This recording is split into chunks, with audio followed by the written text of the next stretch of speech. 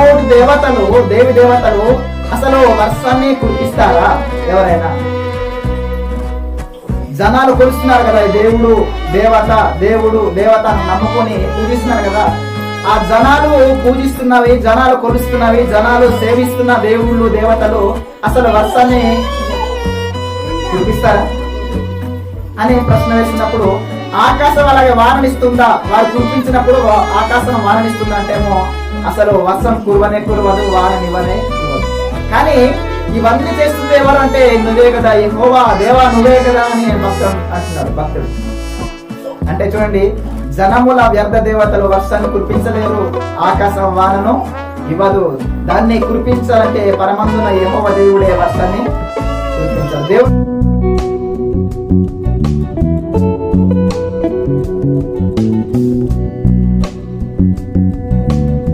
ప్రార్థన చేసుకొని వాక్యాన్ని ప్రారంభించుకుందాం. అందరు కూడా కళ్ళు మూసుకోండి, ప్రార్థన చేద్దాం. సకల ఆశీర్వాదాల కారణభూతుడా, పరలోకమందున్న మా దైవమా, మీకు స్తోత్రములు చెల్లిస్తున్నాం. మీరిచ్చిన సమయాన్ని బట్టి మీకు కృతజ్ఞతాస్తుతులు స్తోత్రములు చెల్లిస్తున్నాం దేవా. ఈరోజు ఈ విధంగా కూడుకునే తండ్రి, మిమ్మల్ని ఆత్మతోనూ సత్యముతోనూ మిమ్మల్ని ఆరాధిస్తుండగా తండ్రి మీకు కృతజ్ఞతాస్తుతులు స్తోత్రాలు చెల్లిస్తున్నాం దేవా. మరి ప్రపంచవ్యాప్తంగా అనేక మంది మిమ్మల్ని ఈరోజు స్తుతిస్తున్నారు, అనేక మంది మిమ్మల్ని ఘనపరుస్తున్నారు, అనేక మంది మిమ్మల్ని మహిమపరుస్తున్నారు నాయన. అందరిని బట్టి మీకు స్తోత్రం చెల్లిస్తున్నాం దేవా. నీ వాక్యాన్ని తండ్రి నీ పిల్లల మధ్య నేను విశదపరుస్తుండగా నీ వాక్యాన్ని చక్కగా వారికి అర్థమయ్యే విధంగా చెప్పడానికి నీ ఆత్మ సహాయం నాకు అనుగ్రహించమని, వినుచున్న పిల్లలు తండ్రి, వినుచున్న నీ యొక్క కుమారులు కుమార్తెలు తండ్రి, పెడచెవిని పెట్టకుండా తండ్రి వాక్యానికి మాత్రమే చెవినిచ్చి ఆ వాక్యానుసారంగా మేమందరం కూడా మా బ్రతుకులను మార్చుకోవడానికి, ఆత్మీయంగా మేము ఫలాలు ఫలించడానికి సహాయం దయచేయమని ఈ ప్రార్థన మీ ప్రియ కుమారుడు మా ప్రభు రక్షకుడైన యేసుక్రీస్తు నామమున మా పరమ తండ్రి, ఆమేన్. మంచిదండి. వాక్యం చెప్పేటప్పుడు మీరందరూ కూడా నిశ్శబ్దంగా ఉండండి. మీ పిల్లల్ని గోల్ చేయకుండా చూడండి. ఒకవేళ గోల్ చేస్తే బయట తీసుకెళ్ళండి. అందరు కూడా నిశ్శబ్దంగా ఉండాలి. అందరు కూడా మరి యొక్క సమయాన్ని బట్టి పరలోకంలో ఉన్న దేవాదేవునికి ఆయన ప్రియ కుమారుడు మన ప్రభు రక్షకుడైన యేసుక్రీస్తు నామములో కృతజ్ఞత స్తుతులు స్తోత్రాలు చెల్లిస్తున్నాను. ఈ ఆరాధనకు వచ్చిన మీ అందరికి కూడా లోకరక్షకుడు దేవుని ప్రియ కుమారుడైన యేసుక్రీస్తు నామములో వందనములు శుభములు తెలియజేస్తూ ఉన్నాను. మరి ఈ వారం అంశం పేరు రాసుకునేవారు రాసుకోండి, లేకపోతే మీరు జ్ఞాపకం ఉంచుకోండి. వచ్చేవారు ఈ వారం అంశం పేరు రాసుకునేవారు రాసుకోండి.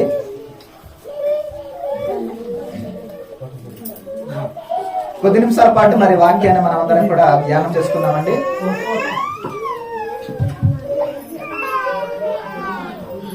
ఈ వారం అంశం పేరు ఏంటంటే వర్షం ఎందుకు కురుస్తుంది, వర్షం ఎలా కురుస్తుంది అనే దాని గురించి నేర్చుకుందాం. చెప్పండి, అంశం పేరేంటి? ఎందుకంటే ఇది వర్షాకాలం, వర్షాలు పడుతున్నాయి. వర్షాలు పడడంతో మనం చాలా హ్యాపీగా ఫీల్ అవుతున్నాం. అసలు వర్షాలు ఎలా పడుతున్నాయి, వర్షం ఎలా పడుతుంది, అసలు ఎందుకు పడుతున్నాయి అనేది మనం నేర్చుకోవాలి. ఎందుకంటే ప్రతిదీ కూడా మనము నేర్చుకుని ఉండాలి. లేదంటే వర్షం తనంతటదే పడిపోతుంది, లేకపోతే పై నుంచి ఎవరు అసలు వర్షాలు ఎలా పడుతున్నాయి, అసలు ఎందుకు పడాలి వర్షాలు, ఆ వర్షాకాలంలో ఎందుకు వర్షాలు పడాలి, ఎండాకాలంలో ఎందుకు ఎండలు రావాలి, చలికాలం చలి ఎందుకు రావాలి, అసలు ఋతువుల ప్రకారంగా వర్షాలు ఎందుకు కురవాలి అనేది ఈ రోజు మనం కొద్ది నిమిషాల పాటు నేర్చుకుందాం. మీరందరూ కూడా ఓపిక కలిగి వినాలి. మరి తెలుగు మీకు అర్థమవుతుంది కాబట్టి తెలుగుతోనే మాట్లాడతాను. మన అందరికి తెలుగు వచ్చు కాబట్టి. మరి వర్షాలు మరి నేటి కాలంలో పడుతుండడం మనం చూస్తున్నాం. ఇది ఏ కాలం అండి? ఇది ఏ కాలం? ఇది వర్షాకాలం. వర్షాకాలంలో మనం ఉన్నాం కాబట్టి అసలు వర్షాలు ఏ విధంగా కురుస్తున్నాయి, అసలు ఎందుకు కురుస్తున్నాయి అనేది ఈ రోజు మనము కొద్ది నిమిషాల పాటు నేర్చుకుందాం వద్దా? మీరు నేర్చుకుందామంటేనే మరి మనం మాట్లాడుకుందాం దీని గురించి, లేకపోతే వద్దు. చెప్పండి, నేర్చుకుందాం వద్దా? ఓకే, మంచిది. కొద్ది నిమిషాలు నేను కూడా మీకు విసిగించడం నాకు ఇష్టం లేదు. నా సమయాన్ని నేను ఎక్కువగా పొడిగించాను. మరి చూడండి, వర్షాలు పైనుంచి అలా కురుస్తున్నాయి. మనం అందరం కూడా వర్షాలని అలా చూస్తూ ఆనందిస్తుంటాం. కొందరు వర్షం వచ్చినప్పుడు అయితే ఎక్కువగా పిల్లలైతే వర్షానికి ఆడుకుంటుంటారు. పిల్లలే కాదండి, నాకు కూడా సరదా. వర్షం అంటే నాకు చాలా ఇష్టం. ఎందుకంటే అలా వర్షానికి అలా తడుస్తుంటే కొంచెం వేడి, శరీరంలో ఉన్న వేడి అంతా కూడా పోద్ది. నేను ఎండ అంతా భరించలేను, కానీ వర్షాన్ని అయితే కాస్త భరిస్తాను. నాకు కొంచెం కూల్ ఉండడమే చాలా ఇష్టం అనమాట. నాకు నా శరీరం ఎందుకు కానీ వేడి వచ్చిందనుకోండి నేను భరించలేను. ఎందుకంటే నాకు నా శరీరంలో ఎట్టున్నాయంటే ఇక్కడ సోబెలు ఉంది. ఎక్కువ ఎండ వస్తే సోబెలి చాలా ఇబ్బంది పడుతుంటది. అవునా కదా? సోబెలి చాలా ఇబ్బంది పడుతుంటది. తామర ఉన్న వాళ్ళు కూడా తామర ఇబ్బంది పడుతుంటది ఎండ. అందుకని నాకు కొంచెం వర్షం అంటే ఇష్టము, లైక్ చలి అంటే ఇష్టము. మరి నేటి కాలం చూడండి, మనము ఎక్కువగా వ్యవసాయం చేస్తున్నాం. పొలాలు ఉన్నవారైతే పొలాలు దుక్కులు దున్నుతున్నారు, పొలాలు ఉడుపులు కూడా జరిగిపోయినాయి. మరి కొందరైతే ఇంకా అలా ఉడుపులు ఉడవడానికి అయితే సిద్ధంగా ఉన్నారు. మరి కొందరు దున్నే పనిలో ఉన్నారు. మరి కొందరు మరి వర్షాకాలం కాబట్టి ఏదైనా పంట వేయాలనుకొని దున్నుతూ ఉన్నారు, అలాగే పంటలు వేస్తూ ఉన్నారు. ఒకవేళ వర్షాలు కనుక వినాలందరికీ, ఒకవేళ వర్షాలు కనుక మనం వేసిన గింజలు, మనం వేసిన విత్తనాలు మనము చల్లేసిన తర్వాత వర్షాలు పడకపోతే ఆ పంటలు పండవు.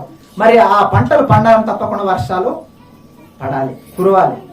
మరి వర్షం ఎలా కురుస్తుంది అసలు అనేది ఈ రోజు మనము బైబిల్ నుంచి నేర్చుకుందాం. మనం ఎక్కడి నుంచో కాదు కానీ బైబిల్ నుంచి నేర్చుకుందాం. బైబిల్లో దేవుడు చెప్పిన మాటల ప్రకారం నేర్చుకుందాం. ఒకసారి మనం చూద్దాం. చూడండి, వర్షాలు ఎలా పడుతున్నాయో మనకు బాగా తెలుసు. ఎలా పడుతున్నాయని చెప్తున్నారు చాలా మంది. అంటే చూడండి, ఎండలు బాగా కాస్తాయి కదండి. ఎండలు వేసవి కాలంలో ఎండలు బాగా కాస్తాయి.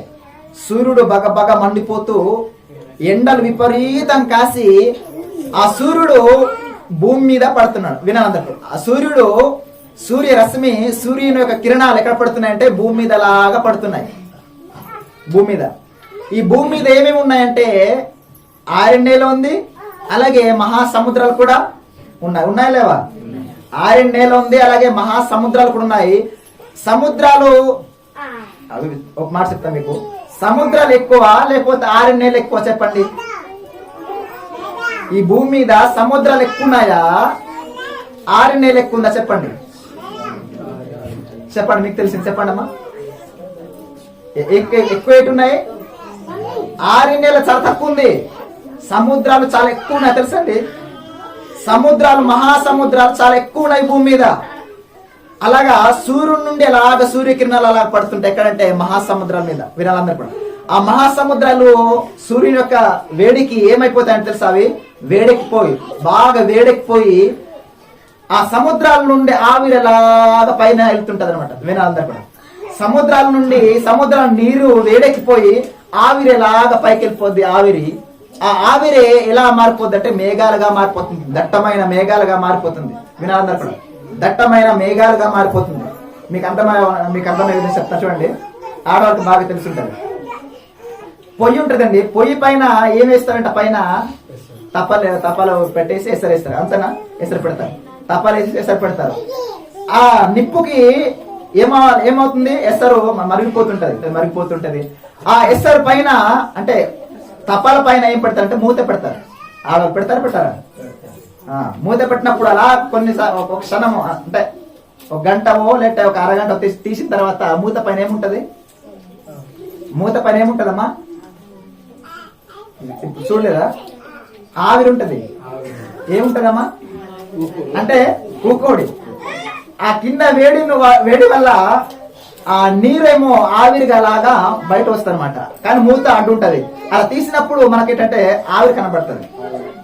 అలాగే సముద్రాలు కూడా సూర్యుని యొక్క వేడి వల్ల బాగా వేడికిపోయి అవి ఆవిరిగా పైన వెళ్ళిపోతుంది. తెలుసా అండి?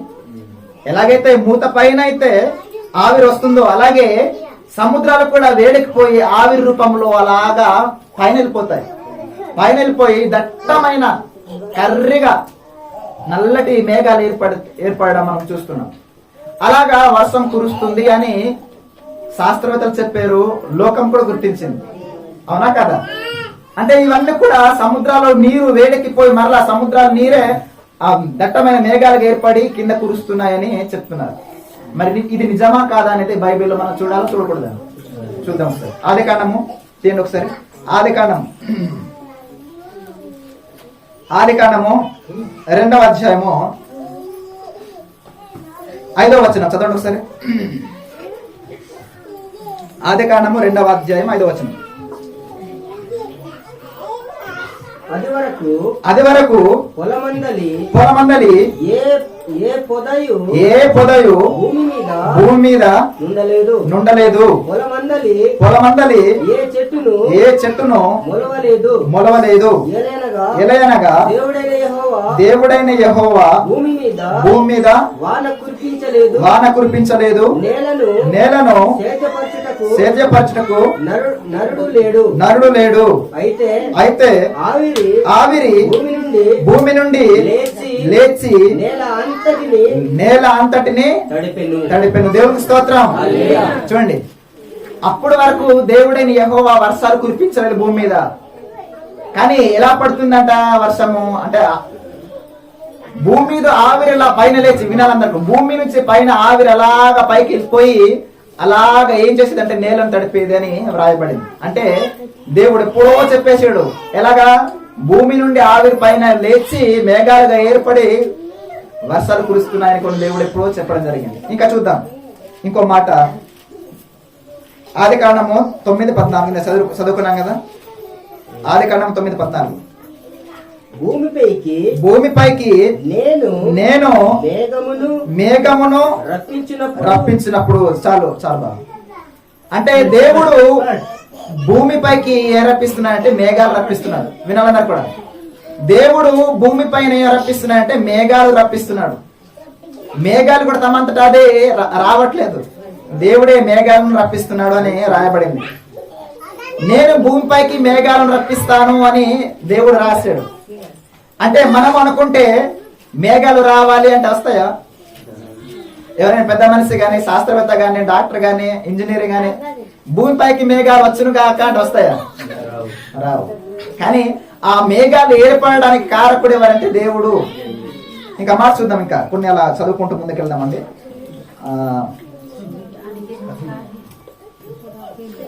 2వ సమూయేలు గ్రంథము 22:12. 2వ సమూయేలు గ్రంథము, క్షమించండి, 1 రాజుల గ్రంథము 18:44. 1 రాజుల గ్రంథము 18:44. 1 రాజుల గ్రంథము 18:44. 44.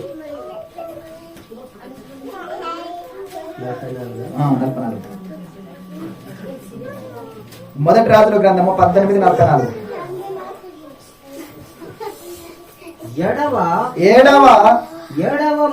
ఏడవ మారు అతడు చూచి అదిగో మనిషి చెయ్యి ఎంత చిన్న మేఘము సముద్రం నుండి పైకి ఎక్కుచున్నదని. దేవునికి స్తోత్రం. ఇక్కడ ఏలియా గారు తన పరిచారకుడిని పంపిస్తున్నాడు. వినాలన్నా కూడా ఏలియా ప్రవక్త తన పరిచారకుడిని పంపిస్తున్నాడు. ఒకసారి ఆయన ప్రార్థన చేస్తున్నాడు. ప్రార్థన చేస్తే ఏమంటున్నాడంటే, నువ్వు వెళ్ళి ఒకసారి చూడు, మేఘాలు ఒకసారి చూడు, మేఘాలు వచ్చిందా లేదా అనుకుని చూడమంటున్నాడు. ఆయన పరిచారకుడు ఏం చేస్తున్నాడంటే మేఘాలను చూస్తున్నాడు. 7 సార్లు చూసేసరికి 7వసారి వచ్చింది. మనిషి చెయ్యంత చిన్నగా సముద్రం నుంచి అలాగా మేఘం వెళ్ళిపోతుంది అనమాట. వినాలందరూ కూడా, మనిషి చెయ్యంత చిన్నది మేఘము అలా సముద్రం నుంచి అలా సముద్రం పై నుంచి అలాగా వెళ్ళిపోతుంది అనమాట. అంటే సముద్రాలు ఆవిరెక్కిపోయి సముద్రాలు వేడెక్కి ఆవిరిగా అలాగా పైకెళ్ళి మేఘంగా ఏర్పడడం మనం ఇక్కడ చూస్తున్నాం. అంటే ఇది వాస్తవమే, ఎందుకంటే మనిషి చెప్పింది ఇది వాస్తవమే. ఎలా అంటే సూర్యుని యొక్క వేడి వల్ల సముద్రాలు వేడెక్కిపోయి సూర్యుని వల్ల వేడెక్కిపోయి సముద్రాలు ఆవిరిగా పైన వెళ్ళిపోయి మేఘాలు ఏర్పడుతున్నాయి అనేది వాస్తవమే. అలా వెళ్ళేసి వర్షాలు కురుస్తున్నాయి అనేది ఇది వాస్తవమే. ఎందుకంటే దేవుడు ఎప్పుడో చెప్పడం జరిగింది, ఈ విధంగానే వర్షాలు కురుస్తున్నాయి. ఆ మేఘాలు రప్పించేది నేనే, అలాగే సూర్యుడిని కూడా రప్పించేది నేనే. చెప్పండి, ఎవరైనా సరే భూమి మీద మనుషులు సూర్యుడా నువ్వు పలానా సమయానికి, పలానా గంటకు, పలానా నిమిషానికి నువ్వు ఉదయించాలి అని ఎవరైనా చెప్పినప్పుడు, ఆజ్ఞాపించినప్పుడు సూర్యుడు వస్తాడా? పలానా సమయానికి నువ్వు అస్తమించిపోవాలంటే నువ్వు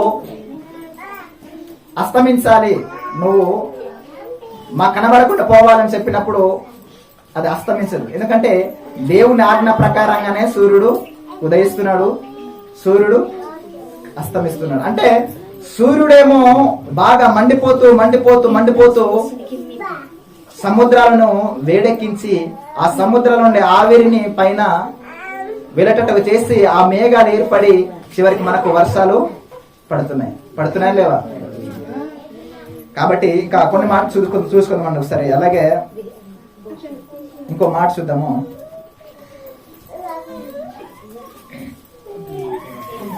ఇర్మియా గ్రంథము 14:22 తీద్దాం ఒకసారి. ఇర్మియా గ్రంథము 14వ అధ్యాయము 20. ఇర్మియా గ్రంథము 14వ అధ్యాయము 22వ వచనం. జనముల వ్యర్థ దేవతలలో వర్షము కురిపింపగలవారున్నారా? ఆకాశము వాననీయగలదా? మా దేవుడవైన యెహోవా నీవే కదా దాని చేయుచున్నావు. దేవునికి స్తోత్రం, దేవునికి స్తోత్రం.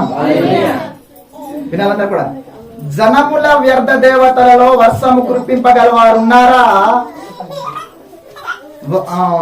ఆకాశము వాననీయగలదా అని ఇక్కడ ప్రశ్న ఉంది. వినాలందరూ కూడా, జనాల వ్యర్థ దేవతలు ఉన్నారా లేవా? జనములు ఆచరించే, జనములు నమ్ముకున్నవి, జనములు పూజించే వ్యర్థమైన దేవతలు ఉన్నాయా లేవా? ఎన్ని దేవతలు ఉన్నాయని అంటారు సుమారుగా? 3 కోటి. ఎన్ని దేవతలు అంట? 3 కోట్ల దేవి దేవతలు ఉన్నారు అని హైందవులు చెప్తున్నారు. ఎన్ని కోట్లు అండి? 3 కోట్లు అంటే మాటలా? మీరు ఎప్పుడైనా డబ్బులు ఎప్పుడైనా 3 కోట్లు ఎప్పుడు చూసారా? కోటి కూడా చూస్తున్నాక 3 కోటి దేవతలు అంటే చాలా ఎక్కువ. 3 కోటి దేవతలు, దేవి దేవతలు అసలు వర్షాన్ని కురిపిస్తారా ఎవరైనా? జనాలు కొలుస్తున్నారు కదా, దేవుడు దేవత, దేవుడు దేవత నమ్ముకొని పూజిస్తున్నారు కదా. ఆ జనాలు పూజిస్తున్నవి, జనాలు కొలుస్తున్నవి, జనాలు సేవిస్తున్న దేవుళ్ళు దేవతలు అసలు వర్షాన్ని కురిపిస్తారా అని ప్రశ్న వేసినప్పుడు, ఆకాశం అలాగే వాననిస్తుందా? వారు కురిపించినప్పుడు ఆకాశం వాననిస్తుందా అంటేమో అసలు వర్షం కురవనే కురవదు, వాననివ్వనే ఇవ్వదు. కానీ ఇవన్నీ చేస్తుంది ఎవరు అంటే నువ్వే కదా యెహోవా, దేవా నువ్వే కదా అని భక్తుడు అంటున్నాడు. భక్తుడు అంటే చూడండి, జనముల వ్యర్థ దేవతలు వర్షాన్ని కురిపించలేరు, ఆకాశం వానను ఇవ్వదు.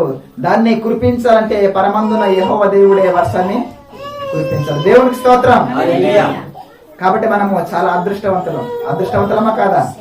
నిజమైన సృష్టికర్త నమ్ముకున్నాం, మనం నిజమైన దేవుడిని నమ్ముకున్నాం కాబట్టి మనము భయపడాల్సిన పని లేదు.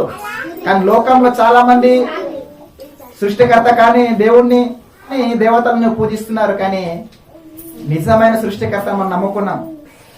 ఈ సర్వ సృష్టిని కలిగించిన దేవుణ్ణి మనం నమ్ముకున్నాం.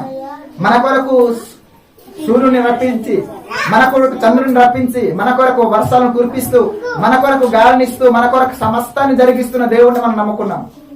మనం ఎంత అదృష్టవంతులం నిజంగా చెప్పండి. కానీ మనం ఏంటంటే మనం దురదృష్టం అనుకుంటాం. మనం కొన్నిసార్లు మనం ఎంత అదృష్టవంతులం అంటే దేవుడే మన పక్షాన ఉంటే మనకు విరోధేవుడు కూడా లేడు. కానీ మనం ఏంటంటే మనం భయపడిపోతుంటాం. మనకు చిన్న సమస్య వస్తే భయపడిపోతుంటాం, చిన్న రోగం వస్తే భయపడిపోతుంటాం. కానీ మనం ఎవరికి ఫస్ట్ భయపడాలంటే దేవునికి భయపడాలి, దేవుని ఆశ్రయించాలి. ఎందుకంటే మనం తప్పకుండా విశ్వాసంతో అడిగితే, మనం కూడా నీతిమంతులుగా ఉంటూ విశ్వాసంతో అడిగితే తప్పకుండా ఆయన కార్యం చేస్తాడా చేయడా? కాబట్టి అటువంటి దేవుని నమ్ముకున్న మనం పిరికి పందలుగా ఉండకూడదు. దేవునికి స్తోత్రం. ఇంకా కొన్ని మాట చూద్దామండి ఒకసారి. అలాగే యెహెజ్కేలు గ్రంథము 34వ అధ్యాయం తీయండి ఒకసారి. యెహెజ్కేలు గ్రంథము 34వ అధ్యాయము. యెహెజ్కేలు గ్రంథము 34వ అధ్యాయము 26-27 వచనాలు మనం చదువుకుందాం ఒకసారి. 36. యెహెజ్కేలు గ్రంథము 36వ అధ్యాయము 34వ అధ్యాయము 26-27 వచనాలు. 34వ అధ్యాయము యెహెజ్కేలు గ్రంథము 26-27 వచనాలు. వారిని నా పర్వతము చుట్టుపట్ల స్థలములను దీవెనకరముగా చేయుదును. ఋతువుల ప్రకారము వర్షము కురిపించెదను. దీవెనకరమగు వర్షములు కురియును.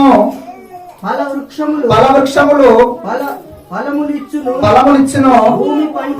భూమి పంట పండును. దేవునికి స్తోత్రం. వినాలందరూ కూడా చూడండి. ఋతువుల ప్రకారము వర్షము కురిపించేదను. వినాలందరూ కూడా ఋతువుల ప్రకారంగా వర్షాన్ని కురిపిస్తాను అని దేవుడు చెప్తున్నాడు. మనకు ఎన్ని ఋతువులు ఉన్నాయంటే ఆ ఋతువులు ఉన్నాయి. వినాలందరూ కూడా వసంత ఋతువు అని, శిశిర ఋతువు అని, గ్రీష్మ ఋతువు అని, వర్ష ఋతువు అని, ఇలా ఆ ఋతువులు ఉంటాయి. కాలాలు అయితే మూడే: వర్షాకాలం, ఎండాకాలం, శీతాకాలం. కానీ ఋతువులు 6 ఋతువులు ఉన్నాయి. ఇలా ఋతువుల ప్రకారంగా నేను వర్షాన్ని కురిపిస్తాను అని దేవుడు చెప్తున్నాడు. అవి కూడా ఎలాంటి వర్షాలంట? దీవెనకరమగు వర్షములు కురియును. దీవెనకరమైనవి, దీవించే వర్షాలు. ఇప్పుడు చెప్పండి, 3 ఏరియా కాలంలో నుండి 3.5 సంవత్సరాల వరకు వర్షం పడలేదు. ఎన్ని సంవత్సరాలు? 3.5 సంవత్సరాల వరకు వర్షం పడకపోతే దాని పరిస్థితి ఎలా ఉంటుంది చెప్పండి. 1 సంవత్సరం వర్షం పడకపోతేనే మన కడుపులు నిండవు. అంటే పంటలు పండవు, మన కడుపులు నిండవు. అవునా కదా? ఒక వర్షం ఆలోచించండి, ఒక వర్షం ఊహించండి. ఈ సంవత్సరం వర్షాలు కురవవు అంటే ఎలా ఉంటాయి చెప్పండి ఒకసారి. చెరువులు అన్నీ ఎండిపోతాయి, నదులన్నీ ఎండిపోతాయి. ఎండవా? మనకు అప్పుడు పంట మన చేతికి రాదు, మన పస్తులు ఉండాలి, కరువులు వస్తాయి. కానీ ఆలోచించండి, దీవెనకరమైన వర్షాలు దేవుడు కురిపిస్తున్నాడు. ఏ శాస్త్రవేత్త కురిపించట్లేదు వర్షాన్ని, ఏ డాక్టర్ గారు కురిపించట్లేదు వర్షాన్ని, ఏ మనిషి కూడా వర్షాన్ని కురిపించట్లేదు. దాన్ని కురిపించేది సృష్టికర్త అయిన యెహోవా దేవుడు. అందుకని చూడండి, ఇక్కడ ఏమనుందంటే ఋతువుల ప్రకారము వర్షము కురిపించేదను, వర్షం కురిపించేదను అంటే నేను కురిపిస్తాను అని దేవుడు అంటున్నాడు. కానీ కొందరు మనుషులు ఏమంటారు తెలుసా అండి? నేనే వర్షాన్ని కురిపిస్తాను అంటున్నారు. మీకు ఒక విషయం చెప్పాలంటే, మా చిన్నమాయ ఎప్పుడు కూడా ఈ విషయం చెప్తుంటాను. మా చిన్నమాయ బందల్ గ్రామంలో ఉంటాడు అనమాట. ఆయన ఏమంటాడు తెలుసా అండి?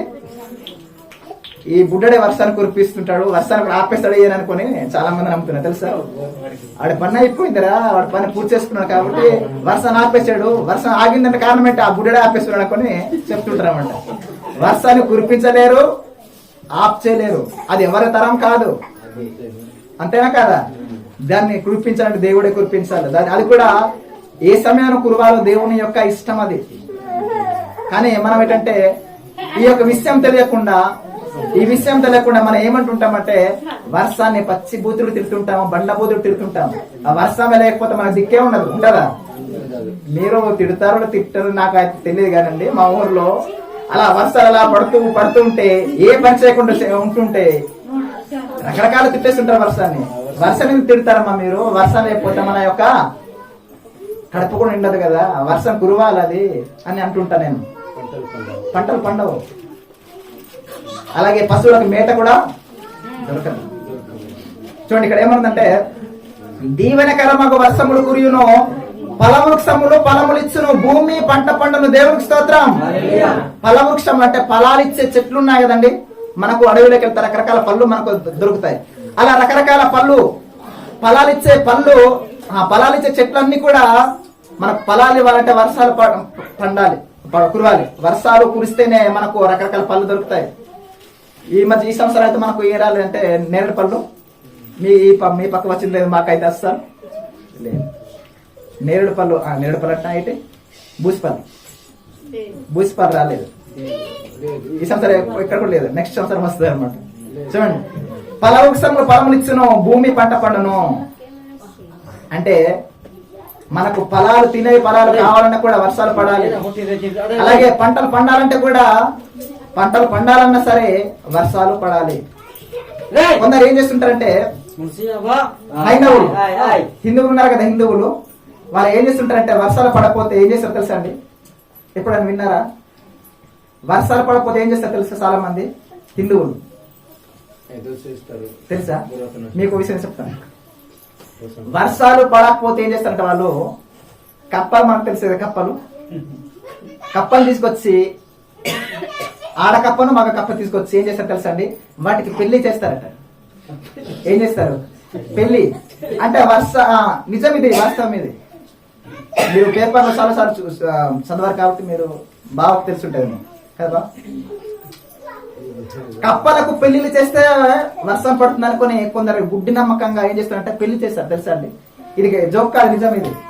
ఇలా కొందరు మూఢనమ్మకాలు నమ్ముతుంటారు కదా, కప్పలకు పెళ్లి చేయాలి అప్పుడు వర్షాలు కురుస్తాయనుకుని కప్పలకు పెళ్లి చేస్తూ వర్షాలు కురుస్తున్నాయి అనుకుంటున్నారు వాళ్ళు. కానీ కప్పలకు పెళ్లి చేసిన, నక్కలకు పెళ్లి చేసిన వర్షాలు కురవవు. ఇది నిజమండి బాబు. ఇది హైందవులు ఆచరిస్తారు. అటువంటి ఒక మూఢనమ్మకం ఉందన్నమాట వాటికి. ఏంటంటే వర్షాలు పడట్లేదు కాబట్టి మనం కప్పల్ని తీసుకొచ్చి, కప్ప గుడ్లను తీసుకొచ్చి పెళ్లి చేసేద్దాం, అప్పుడు వర్షాలు కురుస్తాయి అని. ఆలోచించండి ప్రియులారా, ఇటువంటి మూఢనమ్మకాలు కూడా ఆచరిస్తున్నారు చాలా మంది. కప్పలు పెళ్లి చేస్తే, కప్పలలో పెళ్లి చేస్తే వర్షాలు పడతాయని. అది శుద్ధ తప్పు. ఇంకా కొన్ని మాటలు చూద్దామండి ఒకసారి. ఇంకా కొన్ని మాటలు చూద్దాము. యెషయా గ్రంథము 30వ అధ్యాయం 23వ వచనం.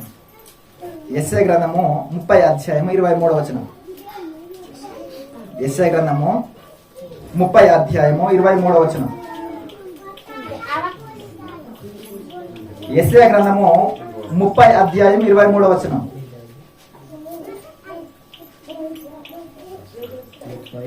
30వ అధ్యాయం 23వ వచనం. నీవు నీ భూమిలో విత్తుటకు నీ గింజలకు కావలసిన వాన ఆయన కురిపించును. దేవునికి స్తోత్రం. వినాలందరూ కూడా. నీవు నీ భూమిలో విత్తుటకు నీ గింజలకు కావలసిన వాన ఆయన కురిపించును. అంటే మనము ఎన్నో విత్తనాలు మనకు ఉంటాయి, అవునా కదా?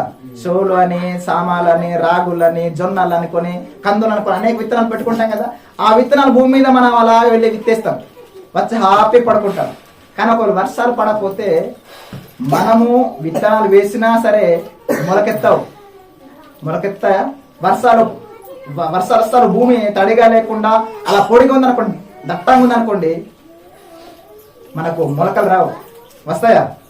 రావు. అందుకని చూడండి, నీవు నీ భూమిలో విత్తుటకు నీ గింజలకు కావలసిన వాన ఆయన, అంటే దేవుడు కురిపించును. భూమి రాబడి అయిన ఆహార ద్రవ్యం ఇచ్చును. చూసారా? భూమి రాబడి అయిన ఆహార ద్రవ్యం ఇచ్చును. అంటే మనం కొన్ని విత్తనాలు మాత్రం వేసేస్తాం, కానీ బస్తాలు కోసుకుంటాం, అవునా కదా? సుమారుగా అనుకుందాం. సోలు ఎన్ని కేజీలు, ఎన్ని కొంచెం విత్తారు? ఒక కొంచెం, లేదంటే కొన్ని కేజీలు, అవునా కదా? కొన్ని కేజీలు విత్తనాలు వేసేస్తారు, కానీ ఎన్ని పడతాయండి? అవి ఎన్ని బస్తాలు పడతాయి చెప్పండి? పండే దగ్గర అయితే 4-5 బస్తాలు పడతాయి లేదా? కొన్ని కేజీలు మాత్రం మనం వేస్తాం విత్తనాలు, కానీ 3-4 బస్తాలు కూడా పండుతాయి. ముందైతే బాగా పండే, ఇప్పుడైతే మనకు భూమి సారం తగ్గిపోయింది, కానీ ముందైతే బాగా పండేవి. మరి ఇక్కడైతే బాగా పండేదని నేను కూడా విన్నాను, అవునా కదా? చూడండి, భూమి రాబడి అయిన ఆహార ద్రవ్యం ఇచ్చును. వినాలి, అది విస్తార సార రసములు కలదై ఉండును. చూడండి, భూమి ఎలాంటిదంటే అది విస్తార సార రసములు కలదై ఉండును. అంటే భూమిలో సారం ఉండాలి. సారం ఉంటేనే పంటలు పండుతాయి, లేకపోతే పంటలు పండవు. చౌడు నేల మీద పంటలు పండుతాయా? ఇసుక మీద కూడా పంటలు పండవు. అంటే ఈ భూమి మీద మాత్రమే పంటలు పండుతాయి. కొందరు చాలా మంది ఏమంటున్నారు తెలుసండి, ఏదో ఒక రోజు భూమి అంతమైపోతుంది, ఏదో ఒక రోజు భూమి బ్లాస్ట్ అయిపోతుంది, కాబట్టి మన ఈ భూమిలో కాకుండా వేరే గ్రహంలో వెళ్ళేసి నివాసం ఏర్పాటు చేసుకుందాం అనుకుని ఏం చేస్తున్నారు తెలుసా? చంద్రుని మీద ఏం కొనుక్కుంటున్నారు తెలుసా? స్థలాలు కొనుక్కుంటున్నారు. తెలుసా మీకు విషయం? కానీ వాళ్ళకి తెలియాల్సిన విషయం ఏంటంటే చంద్రుని దగ్గర పంటలు పండవు. తెలుసా? వేరే గ్రహాలు, భూమి కాకుండా వేరే గ్రహాలు, చంద్రుడి దగ్గర పంటలు పండవు. ఈ భూమిలో ఉన్న వాతావరణం దానికి లేదు. చౌడు నేల అది. చౌడు నేల మీద పంటలు పండవు. కానీ దేవుడు భూమి మీద ఎందుకు ఇటువంటి మంచి భూమిని ఇచ్చాడంటే ఈ భూమి మీద మనం నివసిస్తున్నాం కాబట్టి, భూమి మీదనే మనుషులు ఉన్నారు కాబట్టి భూమి మీదనే వర్షాలు కురుస్తున్నాయి. చూడండి, ఆ దినమున నీ పశువులు విశాలమైన గడ్డి బీళ్లలో మేయును. దేవునికి స్తోత్రం. అంటే వర్షాలు పడినప్పుడు చక్కగా గడ్డి మొలుస్తుంది, చక్కటి ఆకులు వస్తాయి, మేకలు పశువులు తినడానికి కూడా అనుకూలంగా ఉంటది. ఒక వర్షాలు పడకపోతే పశువులకు గడ్డి, మేకలకు ఆకులు దొరుకుతాయా? అందుకని చూడండి, ఆ దినమున నీ పశువులు విశాలమైన గడ్డి బీళ్లలో మేయును. మన ఇక్కడ చూడండి, ఇక్కడ తీసుకెళ్తే మీకు చక్కగా మేస్తూ ఉంటాయి పశువు. రేపటి నేను కూడా ఇంకా నా పని కూడా అదే, ఒక వారం మళ్ళీ ఒక వారం అలా పశువులు మనం కాస్తున్నప్పుడు అబ్జర్వ్ చేయండి, చక్కగా మేత మేస్తూ ఉంటాయి. ఈ గడ్డి ప్రభావం ఎంత మేసినా సరే అలా ఎదుగుతుంటదంటే దేవుడు వర్షాలు కురిపించాడు, అలాగే గడ్డిని కూడా మొలిపించాడు దేవుడు కాబట్టి ఆ విధంగా కురుస్తున్నాయి అనుకుని మనం అనుకోవాలి. ఇంకా భూమి సేద్యము చేయు ఎడ్లును లేత గాడిదలను సేటతోనూ జల్లెడతోనూ చెరిగి జల్లించి ఉప్పుతో కలిసిన మేత తినును. దేవునికి స్తోత్రం. ఉప్పుతో కలిపిన మేత అయితే నిజంగా పశువులకు చాలా ఇష్టం. అంటే పశువులు మేయాలన్నా, గాడిదలు మేయాలన్నా, మేకలు మేయాలన్నా, ఈ భూమి మీద సంచరిస్తున్న జీవులన్నీ కూడా మేయాలన్నా ఏం కావాలంటే గడ్డి, అలాగే ఆకులు, అలాగే ఫలాలిచ్చే చెట్లు ఇవి ఉండాలి. లేకపోతే వాటి యొక్క బ్రతుకు కొనసాగదు, అవి చచ్చిపోతాయి. కాబట్టి దేవుడు మన కొరకు ఏం చేశాడంటే మన మేలు కొరకు, మన క్షేమం కొరకు, మన బ్రతుకును కోరి ఏం చేస్తున్నాడు దేవుడు? వర్షాన్ని కురిపిస్తున్నాడు. అది కూడా ఎలా కురిపిస్తున్నాడు నాకు చెప్పాను కదా, సూర్యుని యొక్క వేడికి సముద్రాలు వేడెక్కిపోయి, బాగా వేడెక్కిపోయి ఆ సముద్రాలు ఉన్న నీరు ఆవిరి రూపంలో పైనెళ్ళిపోయి అలా వర్షాలు కురుస్తున్నాయి అని ఇందాక బైబిల్ నుంచి నేను చూపించడం జరిగింది. అలాగే ఇంకో విషయం ఏంటంటే వినాలన్నారు కూడా, కొన్నిసార్లు వర్షాలు పడుతూ పడుతూ పడుతూ పడుతూ ఏమైపోతుందంటే తుఫాను ఏర్పడుతుంది. ఏమైపోతుందమ్మా? పోయిన సంవత్సరం మీరు చూసారు లేదా, కొండలు, మెట్టలు, గుట్టలు అన్ని కూడా ఏమైపోయాయి, కొన్ని కొట్టుకుని పోయింది. కొన్ని ఊర్లు అయితే అలా ఊర్లను కొట్టేసుకున్నాయి. అంటే ఊర్లు కొట్టుకుని పోయాయి కొన్ని. ఎక్కడ? ఇటు దారకొండ పక్కన మనకు తెలిసి. ఇక అక్కడే కాదు, చాలా చోట్ల, కొన్ని చోట్ల అయితే నిజంగా కొన్ని ఊర్లో అయితే తుఫాను వల్ల కొన్ని ఊర్లు మునిగిపోయాయి, అందులో చనిపోయారు కూడా. అసలు ఈ విధంగా ఎందుకు కురుస్తుందంటే బైబిల్ ఒక మాట చూద్దాం ఒక్కసారి. యెహెజ్కేలు గ్రంథం 13వ అధ్యాయము 13-14 వచనాలు. యెహెజ్కేలు గ్రంథము 13వ అధ్యాయము 13-14 వచనాలు మనం అందరం చూద్దాం ఒకసారి. యెహెజ్కేలు గ్రంథము 13వ అధ్యాయము 13-14 వచనాలు చదువుకున్నాయి. ఎందుకు తుఫాను అసలు కురుస్తుంది? వర్షం ఎందుకు కుండపోత వర్షాలు కురుస్తుంది? అసలు వర్షం ఆగకుండా ఎందుకు పడాలి? తుఫానులు ఎందుకు ఏర్పడాలి? సునామీ ఎందుకు రావాలనేది ఇక్కడ మనం చూద్దాం ఒకసారి. యెహెజ్కేలు గ్రంథము 13వ అధ్యాయం 13-14 వచనాలు చదవండి బాబు సార్. ఇందుకు ప్రభువైన యెహోవా సెలవిచ్చినదేమనగా, నేను రౌద్రము తెచ్చుకొని తుఫాను చేత, తుఫాను చేత దానిని పడగొట్టుదును, నా కోపమును బట్టి వర్షము ప్రవాహముగా కురియును, నా రౌద్రమును బట్టి గొప్ప వడగండ్లు పడి దానిని లయపరచును, దాని పునాది కనబడినట్లు మీరు గచ్చుపూత పూసిన ఓడను నేను నేలతో సమముగా కూల్చెదను, అది పడిపోగా దాని క్రింద మీరును నాశనమగుదురు. అప్పుడు నేను యెహోవానని మీరు తెలుసుకుందరు. దేవునికి స్తోత్రం కలుగుగాక. వినాలందరూ కూడా చూడండి, ఇక్కడ తుఫానులు ఎందుకు ఏర్పడుతున్నాయి, సునామీలు ఎందుకు వస్తున్నాయి అంటే వినాలందరూ కూడా ఇక్కడ ఏమంటున్నాడు దేవుడు, అందుకు ప్రభువు అని యెహోవా సెలవిచ్చినదే మనక నేను రౌద్రము తెచ్చుకున్నా. రౌద్రం అంటే తెలుసా, కోపానికి మించింది. దాన్ని రౌద్రం అంటే తెలుసా. రౌద్రం అంటే ఒరే నా కోపం వచ్చినప్పుడు ఏం చేస్తానో తెలియదు అనుకోని కొందరు చూడండి, బాగా కోపం వచ్చినప్పుడు గొడ్డలు ఉంటే గొడ్డలతో నరకేస్తారు. వినాలందరూ గొడ్డలు ఉంటే గొడ్డలతో నరకేస్తారు, కత్తి ఉంటే కత్తితో నరకేస్తారు, రాయి ఉంటే రాయితో కూడా చంపేస్తారు. అటువంటి కోపం వస్తుంది, దాన్ని రౌద్రం అంటారు. ఏం చేశాడో తెలియదు అనమాట ఆ క్షణంలో. అటువంటి కోపం, దేవుడు కోపం, బాగా కోపం వచ్చినప్పుడు, కోపం కంటే బాగా కోపం రౌద్రం వచ్చినప్పుడు ఏం చేస్తున్నాడంటే దేవుడు వర్షాన్ని అలా కుండపోత వర్షాలు కురిపిస్తూ ఏం చేస్తున్నాడంటే తుఫానులు రప్పిస్తున్నాడు. వింటున్నారు అందరూ కూడా, తుఫానులు రప్పిస్తున్నాడు, సునామీలు రప్పిస్తున్నాడు.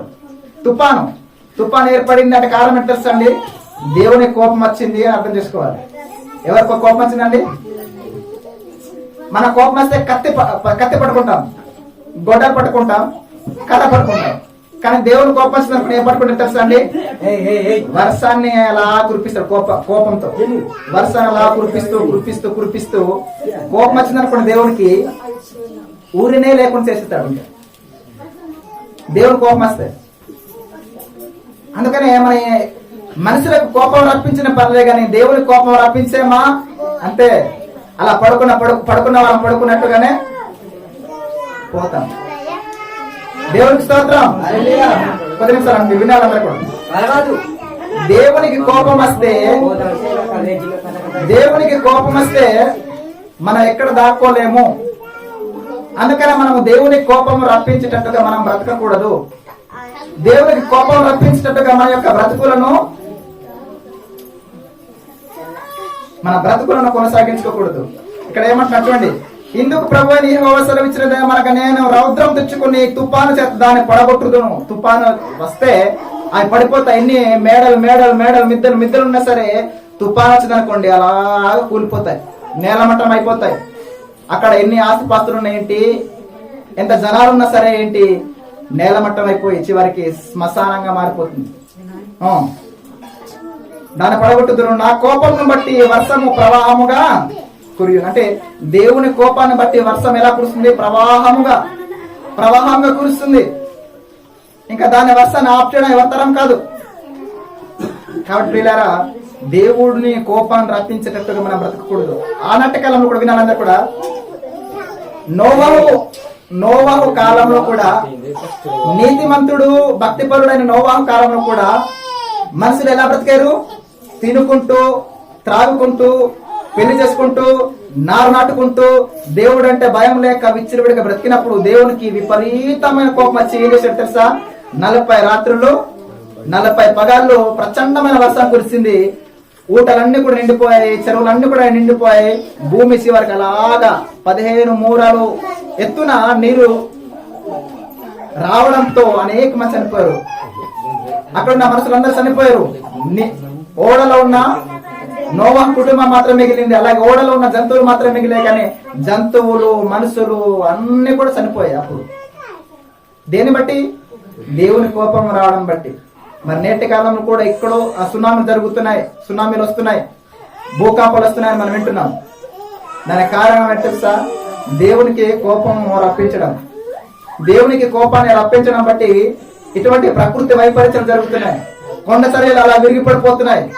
అలా రోడ్ల మీద వెళ్తున్న బండ్లు, ఎక్కడున్న బండ్లు అక్కడే ఆగిపోతున్నాయి. ఆలోచించండి. అంటే ఈ విధంగా మారడం బట్టి ఈ విధంగా తుఫానులు, సునామీలు ఏర్పడుతున్నాయంటే కారణం ఏంటంటే మనిషి దేవునికి చోటు ఇవ్వలేకపోవడం, మనిషి దేవునికి చోటు ఇవ్వకపోవడం, దేవుని మాట వినకపోవడం, ఒకవేళ దేవుని మాట వింటున్నాను నటించడం. కాబట్టి ఇక్కడ ఏమనుందంటే చూడండి, నా రౌద్రం బట్టి గొప్ప వడగండ్లు పడి దానిని లయపరచును. వడగండ్లు మనకు తెలుసు కదా, ఆజయం. ఆ పైన వడగండ్లు కురిపించి దేవుడు ఏం చేస్తున్నాడంటే అన్ని నాశనం చేస్తున్నాడు. పంట పొలం నాశనం అయిపోతాయి. అలాగే మనం తినే ఆకుకూరలు నాశనం అయిపోతాయి. చివరికి మనుషులు కూడా నాశనం అయిపోతారు. పెద్ద వడగండ్లు కురిచింది అనుకోండి, ఇంత పెద్దది మన నెత్తి మీద ఇంత పెద్దది పడితే చాలు, అంతే మటాస్. కాబట్టి ప్రియులారా, వర్షాలు కురుస్తున్నాయి, దేవుడు కురిపిస్తున్నాడు. అందులో మంచి వర్షాలు కూడా ఉన్నాయి, చెడ్డ వర్షాలు కూడా ఉన్నాయి. అవునా కదా? మంచి వర్షం అనుకున్న బైబిల్ చెప్పింది. అంటే మంచిగా పడుతుంది, మంచి వర్షమే. కానీ దేవుడు కోపం వచ్చి అనుకున్నా అది చెడ్డ వర్షం. కాబట్టి పిల్లరా, వర్షాలు ఎవరు కురిపించట్లేదు, మనుషులు కురిపించట్లేదు, దేవుడే స్వయంగా కురిపిస్తున్నాడు. అది కూడా ఎలాగా? దీవెనకరమైన వర్షాలు కురిపిస్తున్నాడు. దేవుని కోపం వచ్చింది అనుకోండి, దీవెనకరమైన వర్షం కాదు, నాశనకరమైన వర్షం వస్తుంది. నాశనాన్ని కొని తెచ్చుకునే వర్షాలు పడతాయి. కాబట్టి పిల్లారా, మనము అర్థం చేసుకోవాలి. దేవుడు అంటే ఎవరో అర్థం చేసుకోవాలి. దేవుడు మనకు ఏమిచ్చాడో అర్థం చేసుకోవాలి. దేవుడు మన నుండి ఏం కోరుకుంటున్నాడో మనం అర్థం చేసుకోవాలి. చాలా మంది అండి దేవుని గురించి సరైన భయము లేక, భక్తి లేక బ్రతుకుతున్నారు. మనము కొన్నిసార్లు నిజంగానే వర్షాలు పడుతుంటేనండి కొన్నిసార్లు పైనుంచి అలాగా పిడుగులు పడుతుంటాయి. పిడుగులు అలాగే అనేకమైన మెరుపులు మెరిసి చాలా భయపడిపోతుంటాం. అలా ఒక్క మెరుపుకు మాత్రమే మన గుండె ఆగినంత పని అవుతుంది. అంటే దేవుడు కోపం వచ్చినప్పుడు ఈ ప్రకృతిని ఆ విధంగా మలుచుకుంటాడు తెలుసండి. పిడుగులతో చంపేవచ్చు, వర్షంతో చంపేవచ్చు, గడ్డ కొట్టుకొని పోవచ్చు, రకరకాలుగా మనకు దేవుడు చంపేవచ్చు. దేవుడు ఒకరు కోపం వస్తే, దేవుడు కోపం వస్తే. కాబట్టి మనము దేవునికి కోపము రాకుండా ఉండాలంటే దేవుడు చెప్పినట్టుగా మనం బ్రతకాలి. దేవుడు చెప్పినట్టుగా మనం చేస్తే తప్పకుండా దేవుడిని మెప్పించే వరకు ఉంటాం. చూడండి, ఈ ఆదివారం పూట కూడా కొందరు ఏం చేస్తుంటారంటే, క్రైస్తవులు అయిన వారు కూడా దేవుని సన్నిధానికి రాకుండా, అది కూడా ఇక్కడ ఎన్ని గంటలు కూర్చుంటాం? సుమారుగా 12 గంటలు కూర్చుంటామా, 13 గంటలు కూర్చుంటాము, సుమారు 2 గంటలు, 2 గంటన్నర. ఈ సమయానికి కూడా మనం ఇవ్వకుండా మనం వృధా చేస్తున్నామంటే మనకన్నా దౌర్భాగ్యులు ఎవరు ఉండరు. కాబట్టి పిల్లరా, దేవుడు మనకు దీవెనకరమైన వర్షాలు కురిపిస్తున్నాడు, మన పంటలు పండుతున్నాయి. చూడండి, వినండి, వర్షం కురవకపోతే ఏమవుతుంది తెలుసండి? భూమి పంట పండదు. భూమి పండకపోతే మన కడుపు నిండదు. మన కడుపు నిండకపోతే మనకు తృప్తి ఉండనే ఉండదు. కాబట్టి మనకు దీవెనకరమైన వర్షాలు దేవుడు కురిపిస్తున్నాడు. కాబట్టి ఆ దేవదేవుడిని మనం ఎల్లప్పుడూ కూడా మనం ఏం చేయాలంటే ప్రార్థించేవారుగా, ఆ దేవుని మహిమపరిచేవారుగా ఉండాలి. ఆ విధంగా ఉంటూ అనేక మంది తెలియని ప్రజలకు కూడా మనం ఏం చేయాలంటే దేవుని గురించి చెప్పాలి. చెప్పండి, ఇప్పుడు వర్షం ఎలా కురుస్తుంది? చెప్పండి, ఇప్పుడు ముగిస్తాను. ఇంకా వర్షం ఎలా కురుస్తుంది? వర్షాలు ఎలా కురుస్తున్నాయండి? దేవుడు కురిపిస్తున్నాడు. అదే ఎలా కురుస్తున్నాయి చెప్పండి? సూర్యుడు వేడెక్కిపోయి సూర్యకిరణాలు ఎక్కడ వస్తాయండి? మహాసముద్రాల మీద వచ్చినప్పుడు ఆ మహాసముద్రాలు వేడెక్కిపోయి ఆవి రూపంలో పైన లేసి దట్టమైన మేఘాలు ఏర్పడి కురుస్తున్నాయి. అంటే ఈ పద్ధతి దీన్ని ప్రవేశపెట్టింది ఎవరంటే దేవుడు. ఈ పద్ధతిని ప్రవేశపెట్టింది ఎవరంటే దేవుడు. ఆ వర్షాన్ని కురిపించేది ఎవరంటే దేవుడు. మేఘాలు రప్పించేది ఎవరంటే దేవుడు. అలాగే సముద్రాన్ని చేసింది ఎవరంటే దేవుడు. భూమిని చేసింది ఎవరంటే దేవుడు. సూర్యుని చేసింది ఎవరంటే దేవుడు. అన్ని కూడా సమస్తాన్ని జరిపిస్తున్నాడు దేవుడు తన కార్యాల చేత. ఇది ఆశ్చర్యకరమైన కార్యాలు, అవునా కదా? ఇవి ఆశ్చర్యకరమైన కార్యాలు, కానీ మనకేంటంటే ఆశ్చర్యం అనిపించదు. అలా వర్షం అలాగా చినుకు చినుకు చినుకు పడుతుంటే చూడ ముచ్చటగా ఉంటది. మన ఒక బిందె నీరు పైన తీసుకెళ్లి అలాగా పోసామనుకోండి, ఆ చినుకు చినుకు పడతాయా లేకపోతే ఒకేసారి అలా పడిపోతాయా?